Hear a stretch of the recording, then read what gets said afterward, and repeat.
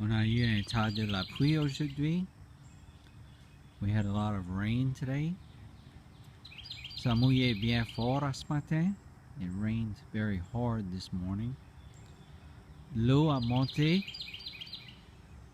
aussi haut que le pont que tu vois dans la distance. The water got as high as the bridge that you see in the distance. On dit quand ça mouille fort comme ça que ça bouleversé. J'ai entendu ce mot dans les temps passés, bouleversé. We say when it rains hard like that, that's one of the words that was used to describe it, that it was un bouleversé, ou c'était épais bouleversé.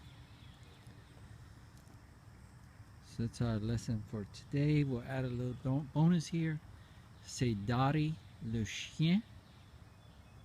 Dari c'est une fille, ça fait, on dit elle est une chienne. Un garçon, si ce serait un garçon, ça serait un chien.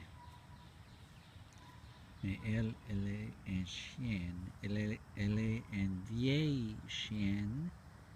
She's an old female dog. Elle a beaucoup d'années dessus elle. She has many of years on her. She's been a faithful, loyal dog. Elle était une bonne chienne pour notre famille.